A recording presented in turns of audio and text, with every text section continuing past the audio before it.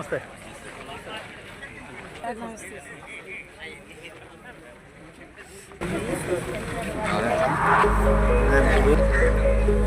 కొంచెం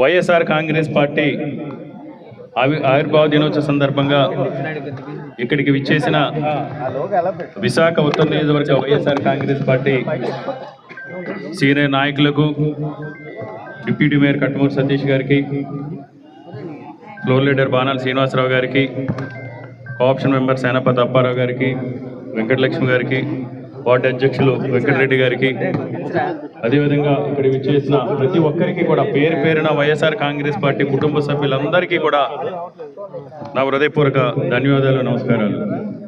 ఈ సందర్భంగా మనందరం కూడా గుర్తుపెట్టుకోవాల్సింది, వైఎస్ఆర్ కాంగ్రెస్ పార్టీ పుట్టుక ఆవిర్భావం అనేదే ఇచ్చిన మాట కోసం.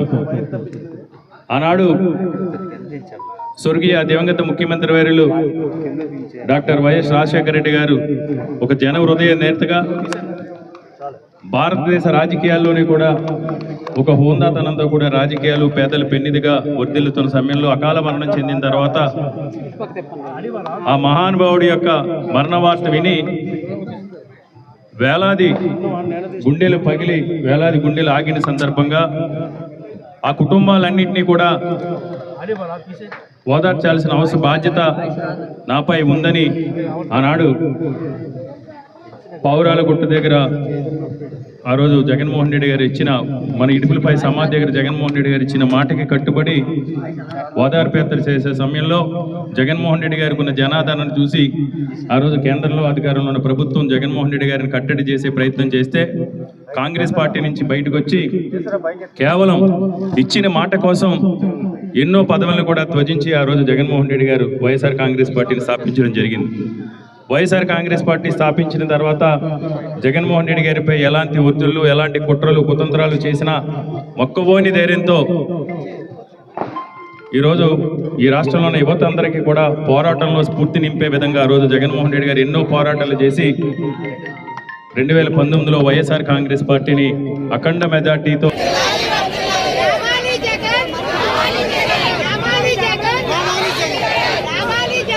రోజు రాష్ట్రంలో అన్యాయం జరుగుతుందో బాధ అనిపిస్తా ఉంది. రకరకాలుగా సూపర్ సిక్స్ అని చెప్పేసి ఓదరగొట్టినటువంటి కూటమి ప్రభుత్వం, ముఖ్యంగా చంద్రబాబు నాయుడు గారు కానీ, లోకేష్ గారు కానీ, అలాగే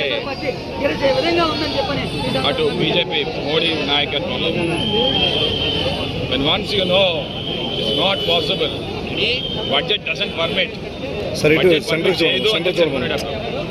ఓన్ అప్పైనా చేద్దాం అనుకుంటే FRBM ఏమో పర్మిట్ చేయొద్దు. నామ్స్ అండ్ రెగ్యులేషన్స్ పూర్తిగా తెలిసిన మహానాయకుడు అంటారు అన్నమాట చంద్రబాబు నాయుడిని. మరి అలాంటి చంద్రబాబు నాయుడు గారు తెలుసుండి ఎందుకు మీరు ప్రజలకు ఆశ చూపించి లేనిపోని హామీలన్నీ కల్పించి ముఖ్యంగా నిరుద్యోగులతో ఆడుకున్నారు మీరందరూ కూడా. ఎందుకంటే నిరుద్యోగులకి మీరు నిరుద్యోగులు ఇస్తామన్నారు.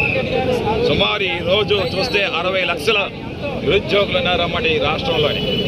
అంటే 60 లక్షల కుటుంబాలు మీకు ఓటు వేశాయి, అందుకే మీకు పంపని మెజార్టీలో చేయమాట. మరి అటువంటి 60 లక్షల మందికి 3,000 రూపాయలు చెప్పిన నువ్వేమో బడ్జెట్ కేటాయించాలి. 2 బడ్జెట్లు అయ్యాయి, రూపాయి చెల్లించలేదు. అంటే ఇది వంచడం కాదా?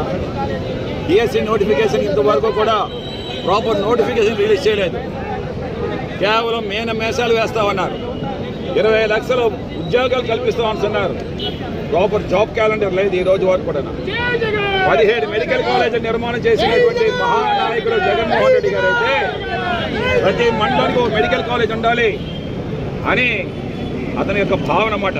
ఏ రోజైతే రాజశేఖర రెడ్డి గారు ప్రతి మండలానికి ఒక ఇంజనీరింగ్ కాలేజ్ ఉండాలనుకున్నారు, ఆ రకంగా ప్రతి మండలానికి ఒక మెడికల్ కాలేజ్ ఉండాలని చెప్పి 17 మెడికల్ కాలేజ్ తీసుకొచ్చారు. రాష్ట్రంలో అప్పుడు 11 ఉన్నాయి. 95% of works been completed. Infrastructure complete చేశారు. 5 మెడికల్ కాలేజీలో సీట్లు ఫిల్ చేశారు. ఈ రోజు ఏమో అవన్నీ ప్రైవేట్ పరం చేస్తామన్నాడు చంద్రబాబు నాయుడు అన్నమాట. అంటే భూమి మాది, గవర్నమెంట్ది, ప్రజల సొమ్ము, అటువంటిది ఈరోజు ఏమో ప్రైవేట్ పరం చేస్తామని చెప్తున్నారు అన్నమాట. మరి అలాగనే ఫీజు రియంబర్స్మెంట్ ఏమండి ఈరోజు నాకు అర్థం కావట్లేదు. ఫీజు వైఎస్ రాజశేఖర రెడ్డి గారు స్థాపించినటువంటి ఒక ఫ్లాగ్షిప్ ప్రోగ్రామ్ అన్నమాట. ఆ ప్రోగ్రాము ఆంధ్ర రాష్ట్రంలో పెడితే ప్రపంచ దేశాలన్నీ కూడా కాపీ కొట్టి ఈరోజు విద్యార్థులకి మంచి విద్య ఇస్తేనే ఆ దేశ పురోగతి చెందుతుంది, ఆ దేశ అభివృద్ధి చెందుతుంది అని చెప్పేసి ముఖ్యంగా ఆడపిల్లలకి మగపిల్లలకి కూడా సమానమైన హక్కు కల్పించినటువంటి విద్య ఇవ్వాలి, నాణ్యమైన విద్య ఇవ్వాలని చెప్పి అనుకొని చెప్పి ఫీజు రియంబర్స్మెంట్ ప్రవేశపెడితే జగన్మోహన్ రెడ్డి గారు దానికి న్యాయం చేస్తూ 30,000 కోట్ల రూపాయలు ఆ రోజు ఫీజు రియంబర్స్మెంట్లోకి ప్రతి కాలేజీకి కూడా సకాలంలో చెల్లించాలన్నమాట.